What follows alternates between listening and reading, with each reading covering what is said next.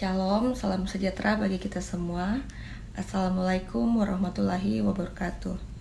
Perkenalkan, nama saya Maria Paula Robot, mahasiswa dari Universitas Pembangunan Indonesia di Manado, Fakultas Ilmu Sosial dan Ilmu Politik.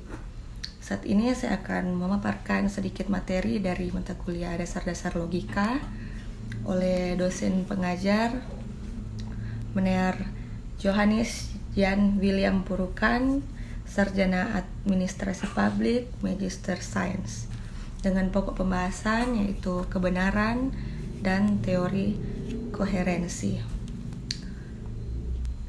Nah, jadi manusia dalam kehidupannya guna mencari dan menemukan kebenaran yang esensial melahirkan beberapa pertanyaan mendasar, yaitu apakah kebenaran itu sungguh ada?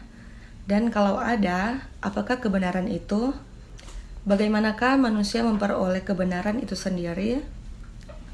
Nah, menurut Kamus Besar Bahasa Indonesia, kebenaran adalah keadaan yang cocok dengan keadaan yang sesungguhnya.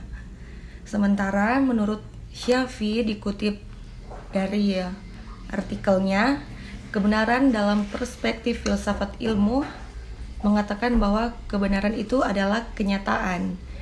Namun kenyataan yang dimaksud tidak selalu seharusnya terjadi.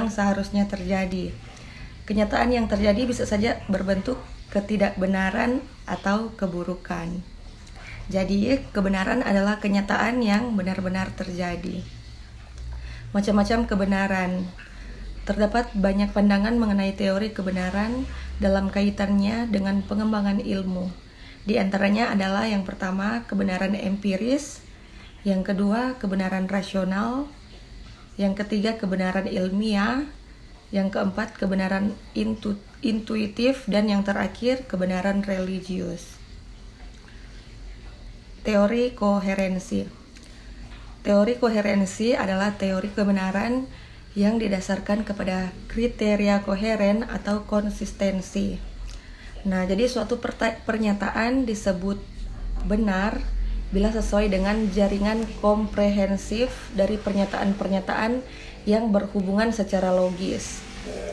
Pernyataan-pernyataan ini mengikuti atau membawa kepada pernyataan yang lain, seperti sebuah percepatan yang terdiri dari konsep-konsep yang saling berhubungan dari massa, gaya, dan kecepatan dalam fisika. Teori koherensi memandang bahwa kebenaran ialah kesesuaian antara suatu pernyataan dengan pernyataan-pernyataan lainnya yang sudah lebih dahulu diketahui, diterima, dan diakui sebagai benar.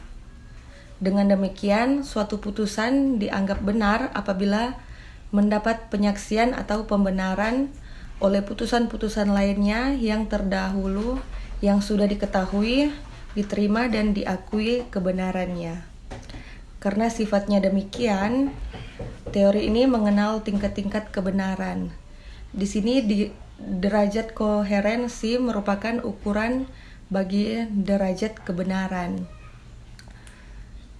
Contoh dari teori koherensi yaitu misalnya pernyataan semua manusia akan mati. Si Faulan adalah seorang manusia, jadi si Faulan pasti nantinya akan mati. Atau contoh lainnya yaitu Soekarno adalah ayahanda Megawati. Soekarno mempunyai putri dan Megawati adalah putri dari Soekarno. Itu dua contoh singkat dari teori koherensi. Demikian pemaparan singkat dari saya, namun sebelum saya mengakhirinya, di sini saya akan berbagi sedikit tentang kampus di mana saya menimba ilmu, yaitu UNPI Manado. Nah, jadi Universitas Pembangunan Indonesia merupakan salah satu perguruan tinggi swasta di Manado. Universitas Pembangunan Indonesia berdiri pada tanggal 2 Oktober tahun 2000 dengan struktur kepemimpinan yaitu Rektor Dr. Randa Debbie Ciharende, Magister Sains, dan Universitas Pembangunan Indonesia Manado saat ini memiliki beberapa fakultas dan terdiri dari beberapa jurusan atau program studi. Di antaranya yang pertama yaitu Fakultas Keperawatan dengan program studi yang pertama keperawatan dan yang kedua profesi nurse. Yang kedua Fakultas Pertanian dengan program studi agribisnis. Yang ketiga Fakultas Ilmu Sosial dan Ilmu Politik dengan program studi Ilmu Politik. Dan yang keempat Fakultas Hukum dengan program studi Ilmu Hukum. Yang kelima Fakultas Teknik dengan program studi yang pertama Arsitektur, yang kedua Teknik Elektro, dan yang ketiga Teknik Sipil. Dan fakultas yang terakhir yaitu Fakultas Sastra dengan program studi Sastra Inggris. Di sini saya lebih akan memperkenalkan program studi Ilmu Politik yaitu Fakultas Ilmu Sosial dan Ilmu Politik, di mana di dalamnya kita akan belajar tentang sistem politik, kekuasaan, birokrasi pemerintahan, dan lain-lain. Dan tentunya membuat kita lebih peka dengan kondisi negara.